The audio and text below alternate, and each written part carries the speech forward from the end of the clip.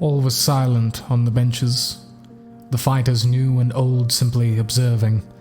After the bout between Remy and Trebagio, there was only one question on the minds of the remaining new generation fighters. Can I beat that guy? Ricardo had proven himself a devastating opponent, one with an overwhelming advantage in power, speed, and durability. While the remaining warriors had one manner or another of damaging or debilitating the sadistic archetype, defeating him would prove difficult, especially when the battle could end as soon as it began. Though for most, this was assuming they would advance enough to come against Trebagio. A quickly vanishing scenario for Quinn Featherworn. The clown had shown himself more capable than perhaps his antics had alluded. His style a colorful mix of Tai Chi and drunken boxing. His element whipping and pulling the hawk at every opportunity. Featherworn had fought back valiantly, knocking Iocus around, blowing him into the air, even managing to separate the clown from his prop at one point.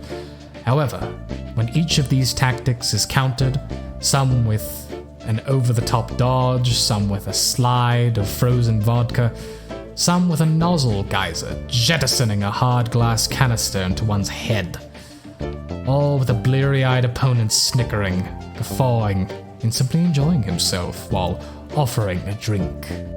Well, demoralizing is one way to put it. Shit! Hold still! Quinn bleated, desperately shaking his head into some manner of sobriety while his opponent cartwheeled around him, circling closer and closer while blast after blast of wind soared past him. Damn it! I'm gonna get you! Quinn collapsed to the ground, face sickly looking as he held his face hand over his mouth.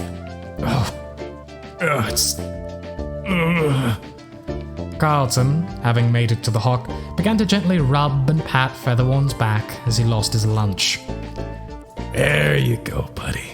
Let it out. Iocus soothed, carefully pulling Quinn to his feet when he finished. Come on, let's get you a place to lie down. Lie down? No, I guess I could use it. Holding part of his weight on his shoulder, the clown escorted Featherworn back to the sidelines, the audience loving every moment of the display, while the coaches and the other fighters watched in astonishment. Quinn's coach taking him back without a word as Iocus waved goodbye and walked back to the center of the arena. The winner of the 11th match is Carlton, the clown! The crowd burst into hysterical cheering, Quinn's coach tending to him while staff worked to clean the field. As they watched them work, Canzone turned to his student. Are you prepared, Miss Vagrant? Yes. King Jack is a strong opponent. I'm sure you're more than prepared for a rather arduous battle. Though more than that, however, I hope you find yourself able to enjoy the conflict. Enjoy it? Jessica looked to her master, a doubtful look on her face, causing Canzone to laugh to her annoyance. Oh, forgive me, young miss, but you always look so serious when I bring up this topic. It's important to your archetype that you be able to enjoy yourself. Air is the element of the free, the spiritual, the jovial. You've been surprisingly adept to the spiritual during our meditations, and we managed to find ways for you to fight more creatively, more loosely with your power. But you've always been closed off during your fights, approaching it with a mindset of pure strategy. I'm trying to win efficiently. Is that wrong? Of course not, of course not. I'm not asking you to change your mind. Not entirely. I simply wish to advise you as your coach and ask that you open yourself to the thrill of battle. As it were, if you can do that, I promise you, you'll never falter again. Would that not in itself be efficient? The large older fighter beamed brightly at his pupil, a contagious smile that could infect the coldest hearts, Jessie's included, the young woman returning it with a small curl of her own. Right. Thank you, Canzone. With the field refreshed, the 12th match of the Greenhorn tournament could begin. At my side A, a woman who vivaciously defeated her opponent without the use of her power, a tactician whose graceful moves leave men quaking, Jessica Vokerant! The crowd washed the arena in cheers as the announcer paused, a blush forming across Jessica's face as she awkwardly waved at the stands, movements stiff and eyes always facing forward. Oh, bless your heart, young Jessica, thought Canzone. Bless your heart. And at my side B, a man with an iron fist, slippery feet, and a golden heart. His points alone suggest he's the strongest among the new generation, Kang the Heart! With the roar of the crowd in their ears, the two fighters took their stances, eyes locked on each other as the referee stood before them. The announcer playing them up as they took those last moments before the bell rang to finalize their strategy. When finally the bell rang, Jessica took the initiative. The young woman immediately stepped onto her opponent's space, fists moving in for a jab that seemed destined to be blocked, Jack's own hand moving to intercept it. However, not even halfway out, Jessica's attack pulled back into her body as she spun around, leg extending out to sweep Kang off his feet in a successful feint. His body falling to the side, Jack worked fast to catch himself, somersaulting on one hand while Jessica pursued, momentum carrying her. She leapt up at her foe and performed a tornado kick. The hardy man leaned back, narrowly dodging the girl's boot as she landed, only for her to immediately pivot into a sidekick. His body already primed though, Jack threw his head forward, body following suit as he flipped above Vokerant. The girl left with less than a moment to determine her next move as Kang brought his foot down on her head. Jessica opted to collapse. Her weight falling on her leg, the young woman shifted her body to the side, rolling away from Kang Jack as his foot crashed into the ground. Both fighters found themselves crouched on the field for a second, looking towards each other, anticipating the other's next move. But in that one moment, Jessica took note of something peculiar, something she'd never really focused on. Jack was shooting her a smile. It was an odd thing to notice, not that she hadn't seen people fight with smiles on before. The last 2 months had been filled with her jolly mentor's mug seemingly frozen like that, but she'd never sincerely given it much thought before. How much Canzone seemed to enjoy sparring with her had simply been lost on the young woman, her focus solely on victory. Her train of thought couldn't last long. With his power, Jack launched himself towards Jessica, the young warrior managing to sidestep his palm in time to wrap herself around his arm, letting the momentum carry them. Jessie kicked Jack's legs out and flipped him over her head, growling softly as she tossed him to the ground, only for his hand to shoot out and grab her wrist. Jessica cried out as Jack landed on his feet and proceeded to spin about, whirling Vokerant around before releasing her through the air. The young woman found herself a few meters above the ground as she soared, body twirling sideways as she tried to stabilize herself. Shit, I need to get on my feet. How did Remy... Once again, the young Archetype's mind wandered, thinking back to Jupade's fight against Descalcio, his body shooting through the air as she watched with a mix of worry and wonder. It wasn't clear given how far the two were, but she could swear she saw the gambler smile, despite the clear and present danger he was in. To smile while being in danger. Focus! With little time to save herself, Jessica used her momentum to turn upright, spreading her body out to keep it as such, while she took in a deep breath. Her lungs full, Vokerant leaned forward and gave a melodic cry that echoed through the stadium. Nothing. With no more time, Jessica did the only thing she could and curled into a ball before crashing, her body skipping slightly before skidding along the dirt. The girl took a sharp breath. She unfurled herself and slowly raised her head, one side of her body covered in cuts and bruises, blood soaking into her white outfit.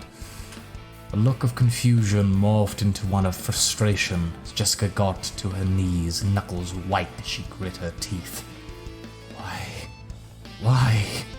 Jessica demanded answers of herself, scouring her mind for anything that could explain why she was struggling to bend. I can do it in training. I can do it outside training.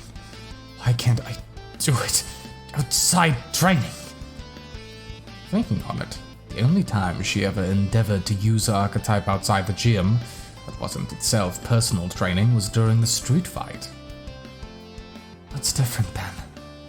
The young woman racked her head for answers, the entire battle playing in her head as her current opponent came closer and closer.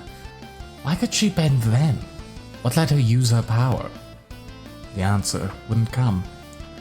Freedom? It's the only thing I could do and want to. Spiritual? So close to death? Jovial? Happiness? I was certain I was going to be crushed. Why would I have been?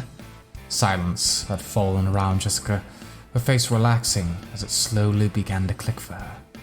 Jessica! Huh? The young woman snapped her head towards the voice, a tightness in her chest forming. Felix had called out to her. Remy, arm in a sling, standing beside him. You can do it! I know what this is like. Don't give up! Felix. Wait. Oh, what? How do you even... Jessica's eyes darted towards her coach, a tense smile on his face while an embarrassed red colored hers. Don't worry so much. You're already in a rather risky outfit. You haven't much to be embarrassed about. 14?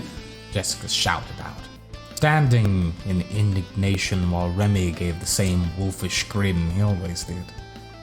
If you have the energy to stand, then fight! We can hash it out ourselves later! Jessica looked as her friends cheered her on, a feeling in her heart rising to the surface. The same feeling she had fighting alongside her friends, the same feeling she had when she sparred with Canzone. The same feeling she had when she simply sang for herself in her off time. The young woman found herself fighting back a laughing fit, fist covering her mouth as a chorus of chuckles and giggles slipped past her defenses and continued to ring out long after they should have dissipated. The field soon filled with the sounds of tuneful laughter. The audience looked on in confusion as the song of laughter filled their ears, Jessica slowly calming down before taking her stance, a smile on her face, one returned by King Jack as he took his. I don't imagine you'll be easier to fight by any chance now? Nope. An exciting atmosphere surrounded the two warriors as they began to circle each other, daring the other to make their move. Believing Jack would choose to wait her out, Jessica took a deep breath, closing her eyes, and sang. The air hummed with the sound of Oakland's voice, low and melodious, haunting as it echoed through the arena, filling it with song. It was beautiful, if nothing else. It seemed to have no effect on the still moving Jack. A confusing situation, till he noticed the song become louder. Not simply louder, but louder within a localized space. One that followed and enveloped King Jack. All at once, the air around the older fighter violently vibrated around him, Jessica's beautiful voice becoming a deep, loud rumbling in his ears as his body quaked. Jack could feel his teeth chatter together harshly, his bones trembling painfully, all while his muscles reflexively tensed and tightened. Incredible! Our tuneful warrior woman has trapped King Jack within her voice. Such melodious terror, fitting for one such as the Siren! Gritting his teeth, Jack collapsed to the ground and immediately sprang out, the force of his kick propelling him out of the vibrating cage, continuing into a run. I can't afford to sit anymore. I must attack. While turning towards his younger opponent, Kang shot forward, wind rustling in his ears as Palm reached out to attack, just missing the girl as she sidestepped.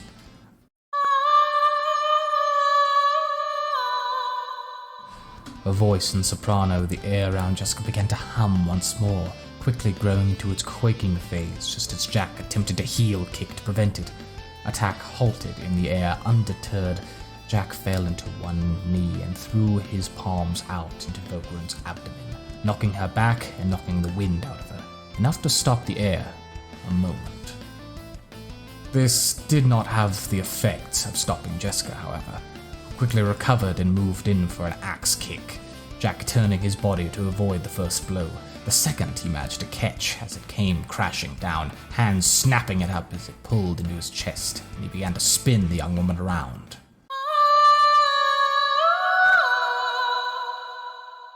Before the older fighter could toss her away, the rumbling air forced him to halt prematurely, Jessica ripping her leg away as she caught herself. Though Kang did not let up, leaning forward to put weight on his leg, Jack sprang forth, the siren unable to recover enough to do anything other than guard the powerful palm, feet skidding along the ground as she was forced back. Her breath getting heavier, Jessica opted to hold on another sound attack, instead slipping her elbow through Kang's arms, the man forcing them down upon it before countering the back of his fist. The young woman turned her head to try and deflect some of the blow, falling back to deliver a sweep to Jack's face, only for him to roll away just before the contact could be made. The two, now separated, slowly rose to their feet, Jessica breathing even heavier now as Jack stood calmly, the two warriors grinning as they recovered for their next round. The two rushed each other and entered a dance of blows, parrying, dodging, and countering each other wherever they could.